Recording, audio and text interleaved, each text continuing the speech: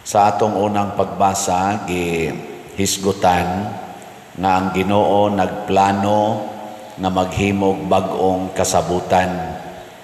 Ang daang kasabutan tali sa nasod or katawhan sa Israel, gibarugan to sa 12 ka tribo, 12 ka mga anak ni Jacob.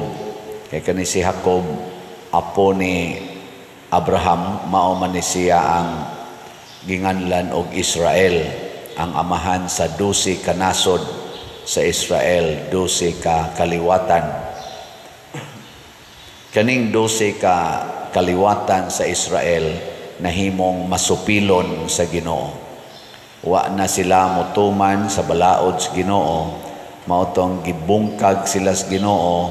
Ang nahibili na lang nga higugmas Ginoo, usa na lang kabuok ang Huda or katong kaliwat ni Huda or ni Juda, kay didto man na tao si Hari David. O gikan ni ining maong kaliwatan, gikan ni David, nagsaad ang Ginoo nga maghimo siya bag-ong katawhan, o ang naghimo niini mao na si Hesus. O unsa may giunag buhat ni Hesus, gibalik niya ang 12 ka mga kaning katawhan, dili na tribo kung dili apostoles. Unsa may ilang tumong o unsa may ilang misyon, una aron muuban ni Hesus, makig-uban ni Hesus, mukuyog ni Hesus, tawgo na og discipleship. Lingay mong tupad, ganahan ka makig-uban ni Hesus, na gusto ka mukuyog. Lahi sa nang mutanaw ni Hesus, lahi sa nang mukuyog ni Hesus. Kita din sa atong pagsimba, unsa may atong tumong, mutanaw ni Hesus o mukuyog ni Hesus?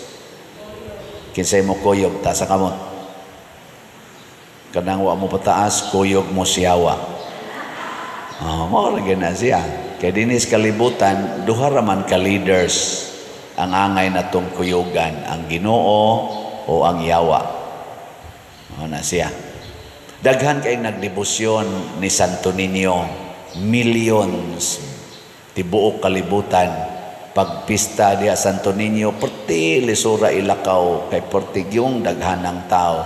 Pero atong pangutana, pila ka bukato ang gusto lang mutanaw ni Santo Niño, o pila ka bukato ang mukuyog yun sa kinabuhi ni Santo Niño sa inyong paminaw? Akong paminaw ato, mga 98% mutanaw lang ni Santo Niño. Ang 2% gustong kuyog sa kinabuhi ni Santo Niño.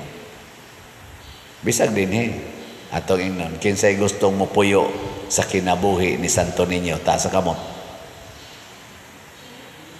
Daghan man di ay sayop day ko unsa may kinabuhi ni Santo Niño, naa ang pagkaway sala. Kinsa dinhi ang way sala, ta sa kamot. Oy, 100% man dayon. Mura magwa mo masayod sa inyong gibuhat. Sige lang, pulos man kita nakasala. Kinsa ninyo sugod karon musaad na gyud nga din ako magpakasala. Tulo na lang kabuok. Ang uban nagparag-ay di sa maing mamakaktang. Ana dayon, awa na nakig-compromise na kasiyawa. Kusog man kita na, alisod sa padir musaad taw niya mapakyas ra gyapon. Kanang huna-huna amo na mga yawan noon. Muna ningon sa unang pagbasa, ang akong balaod dili na itudlo, ako na yung isuwat sa ilang kasing-kasing o hunahuna. Din kinahanglan nga doon na pa'y tao mo tudlo nila ilha ang Ginoo, kay sila mismo tudluan na sa akong espiritu. Muna, pag ingon ako kinsay mohunong sa sala karon, muingon gani ka nga, adi sad badaoy, lisod kayo, awa na nakig-alayo na kasiyawa.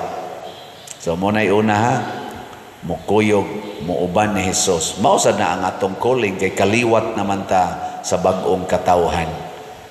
Ang ato ng pattern sa kinabuhi mao na ang pattern sa kinabuhi ni Hesus nga gisunod sad sa 12 ka apostoles.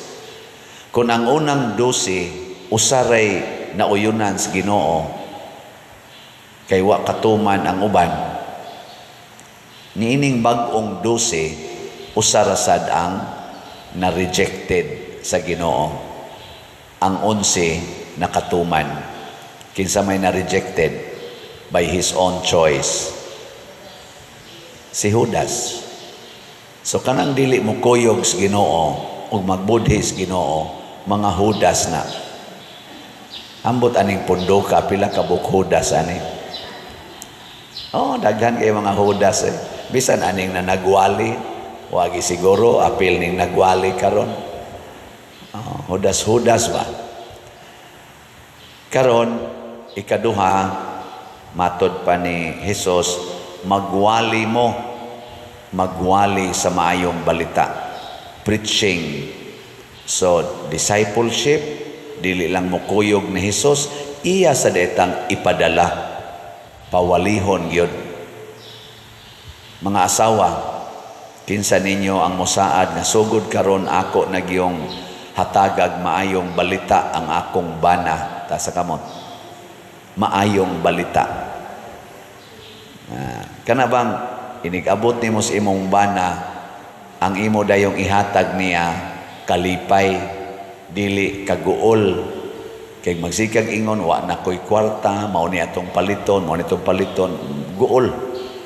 Labi na gina mga asawa nga mangayog kwartas bana, ang income sa bana iyang kuhaon, unya iya dayon tong isipon nga murag iya. Unya ang bana na say mangayo, gay tagpliti diha day, way kwarta. Nata koy paliton way kwarta. Ana. Ang kuno niya ba, nay mga asawang buangon ingon ana, di na mauhaw yung mga asawa. Matod pa sa Ginoo diha ni propeta ni San Pablo, Ephesians chapter 5, asawa tahura og sunda ang inyong bana. Tinuod kamoy tagaan sa kwarta, kamoy mukupot, pero dili na inyo nang duha. Ingno naman us asawa, nganong ari man ka mangayo nako, wa koy kwarta. Ingong bana na man to nimo tanan. Nakay gitaguan diha mo ana pa. Animal kayo. Nya nagtrabaho sa dang asawa. Ang iyang kwarta iya ra to. Ang kwartas bana iya sad. Nay mga asawang ingon ana, wa na din heron mo simba. Basig na ay ni simba din pipila yung ana. So di na mao. Ang maayong balita nga kung unsay gusto, unsay makalipay sa imong kuyog sa kinabuhi, mo'y ihatag. Kung ang makalipay niya ang iyang kabit, unsa may imong ihatag? Pasaylo. Pasaylo siya. Pasabot kanang mosaylo ra siya ba? Iya ra kang sayluan, nya di ra ka masuko.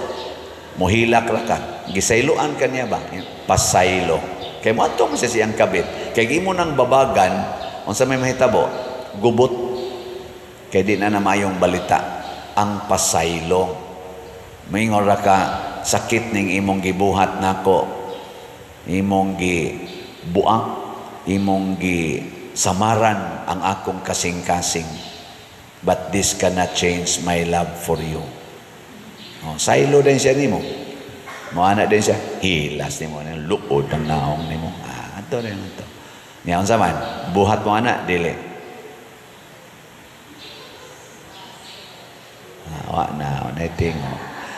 Ang mga bana, usaya, karon ra basang panahon na, porting daghan ng asawa nga mga hingabit na sa gayo, daghan na kayong nangumpisal na ko. Ang uban, mahadlok na lang gumukumpisal, kaya ako kunong iwali. Wa man sa tamo hinganli, oy. Wa man tamo hinganli. Sama sa ni sila noon, oy. Di man sa tanan nga babae ni kumpisal na ko, nangabit. Pero naanay nangumpisal na ko, nga maghilak in town. Maghilak ba? Kay nakapangabit. Nakasa sa ilang bana. Og dili lang nangumpisal nako, ubay-ubay na gyud, sobra na sa gidaghanon sa akong tudlo sa kamot o sa akong tiil. Ang niduol nako nga mga bana nagpatambag kay ang ilang asawa nasakpan nilang nangabit. Nya ra ba sa pangutana sa nako sa bana, nya ikaw wa jud ka kagamit og laing babae, muduko sa din. Nakahimo sad pa de na mao de na nagtakod na de mo, pero sa una dili kay na uso nga ang babae mubaws dayon sa laki. Karon kusog na kaayo tungod anang cellphone, kanang cellphone. Magpahaba man dayon ang babae, maghilak-hilak man dayon, nya i-post dayon, nya naman sa dang iya mga friends. Naman sa imo tubay-tubay dito, oy ayaw kaguol. Ang Ginoo nagpadani mo og manluluwas. Nagpadala nimo og manluluwas, ana no? Ana. Oy sus, ikaw no, hulog ng langit gyud ka. Ana-ana sang kanahang dako. Ana. Nya sa may buhaton. Pasaylo gyapon, pasaylo. Mo nay mayong balita. Pasaylo, pulong sa Ginoo. Mo na ito isang yaw. Imong anak adik kay sa cellphone, nya bogo kay paeskwelahon. Unsa may imong ihatag niyang mayong balita? Jawan. Una, ang pagdawat nga imo gid siyang anak. Pasabot, liwat siya nimo. Ano? Ingka pa diri, nagtinarong sa kog eskwela sa una, yang ano man hindi man mo eskwela, kung naadik man ng cellphone, na timingan lang, nga wap ay cellphone katong natao ka. Kaya naa pa sa to'y cellphone atong panahon na, basin ikaw, adik sa ka sa cellphone. Nakaron, imong dawaton na imo siyang anak, o liwat siya nimo, giunsa man imos una nga wa ka maadik sa bisyo, imong itudlo niya. Itudlo nimo in a loving way. Imo siyang hisgutan sa una dong, sa una day, wa gid mi cellphone, wa gani mi radyo. Gusto unta mi magduwa o kanana ang dakpanay, batulata, pero badlongon mi kay pasag-ubon mi tubig, pasilhigon mi, pagunahon mi uma, pakargahon mi anang mga kumpay, papangahoyon mi. Para unsa man to ma?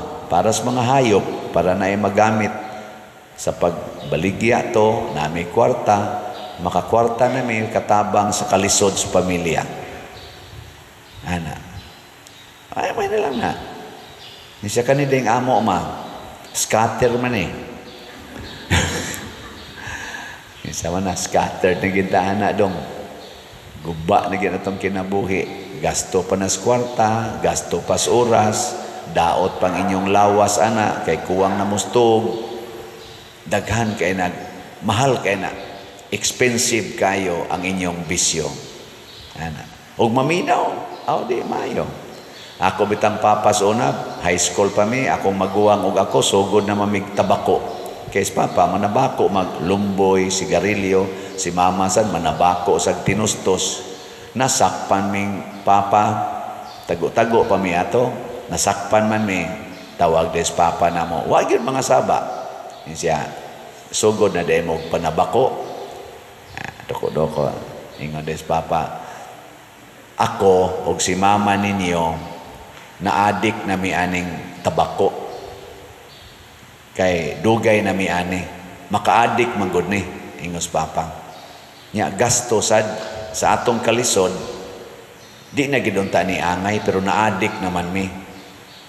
Kamo, wa pa man mo ma-addict, nya sa atong kalisod, unsa man, magpa-addict mo, inyo na lang ng desisyon.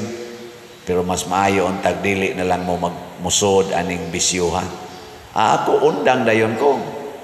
Sukad atuan na jud ko mo sigarilyo. O kaming upat kalaki, hasta ang among kamagwangang babae, hantod karon, wa gyud na ni garilyo, wa gyud na nabako. Amo to ba kay ni suyop? Basta wa ko kay bawo, kaya unsa ko magsunod-sunod nila. Pero nagalagad mamig simbahan. Ang maayong balita nga ikahatag sa ginikanan, ayaw gyud ingna inyong anak nga yawa ka, piste ka, hain ka, kamaliwat, liwat na nimo. Naong palang ana, liwat na nimo. Lahi lang ang ilang sitwasyon karon. Mo na ipaambit ang mayong balita. Mao na si Santo Niño. Mao na ang iyang gugma nga nahimo siyang batubalani sa gugma. Ang ikatulong gustos Ginoo nga atong buhaton dinis kalibutan ang pagpapahawa og yawa. Ang yawa dili na mupahawa kay di man na siya mamatay. So ang sa mga nato pagpapahawa ang yawa, pinaagis atong pagsunod sa sugo sa Ginoo bisan pag masakitan na ta.